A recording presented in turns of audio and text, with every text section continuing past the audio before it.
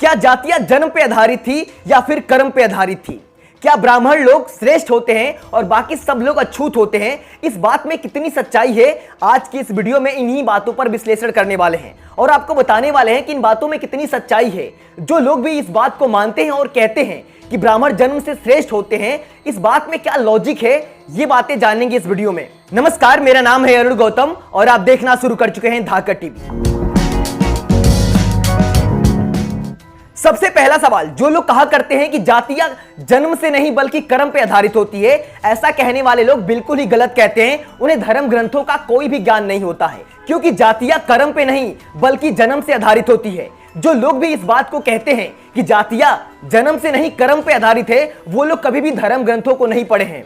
इस बात का जवाब जानने के लिए मैंने धर्म ग्रंथों को खंगाला, तब जाके मुझे इसका उत्तर मिला कि जातियां कर्म पे नहीं बल्कि जन्म से आधारित होती है। रामायण इस बात का प्रमाण है कि जातियां कर्म पे नहीं बल्कि जन्म पे आधारित होती है। रामायण में एक श्लोक है जिसमें लिखा गया है, पूजिए विप्र शील गुणहीना, अर्थात जो ब्राह्मण गुण और शील से हीन हो वो भी पूजनीय है। अगर कोई ब्राह्मण चोर हो, बलात्कारी हो तो भी वो पूजनीय है। तो आप फिर किस आधार पे कह सकते हैं कि जातियां जन्म से नहीं बल्कि कर्म से आधारित थी? अगर कर्म से आधारित होती तो कभी भी एकलव्य का अंगूठा नहीं काटा गया होता।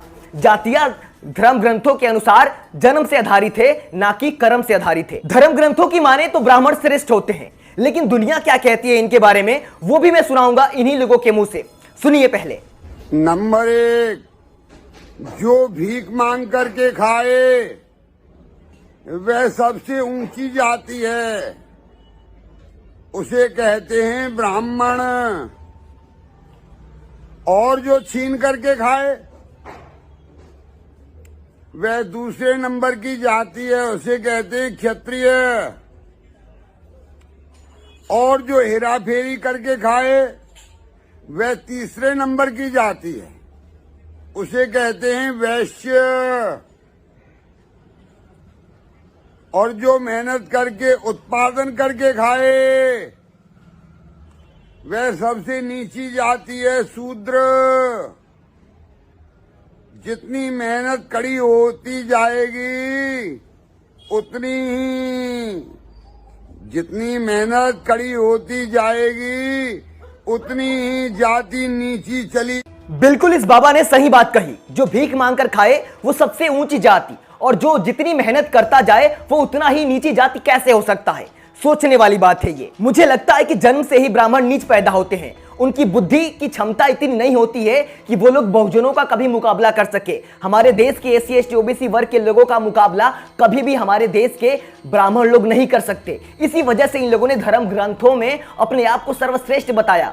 सबसे पहले आरक्षण इन लोगों ने लिया, क्योंकि ये लोग हमेशा कमजोर थे, लाचार थे, बेबस थे। इन लोगों को पता था कि अगर ये लोग भी हमारे साथ बराबरी के साथ चलेंगे तो कभी भी हम इनका मुकाबला नहीं कर पाएंगे, क्योंकि इनके बुद्धि का स्तर हमसे काफी तेज है।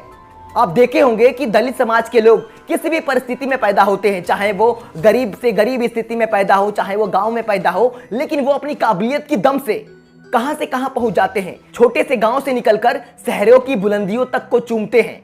लेकिन वहीं पर ब्राह्मणों को देखा जाए तो शुरू से ही ये लोग दूसरों पे आश्रित रहते हैं। ये लोग परजीवी जंतु हैं हमारे देश पर।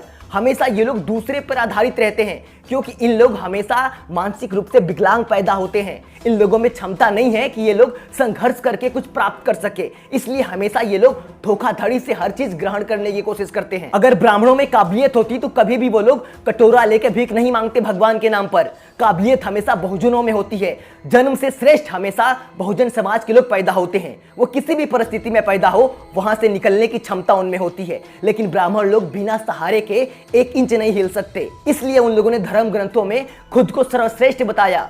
सबसे पहले आरक्षण इन लोगों ने लिया। अब वो दिन दूर नहीं है जब इन लोगों को कुत्ते की तरह दरवाजे से लोग अपने भगाया करेंगे, और वो दिन आ भी चुका है। एक वीडियो देखिए पहले आप। आपको दान दे दिया जाएगा तो पढ़ा लिखल होला, पढ़ा लिखले वाला तो बात कर रहे हैं। इस धरती का सबसे ज्यादा पढ़ा लिखा व्यक्ति कौन है? नहीं कर रहा। आप बताइए, इस धरती का सबसे ज्यादा पढ़ा लिखा व्यक्ति कौन है?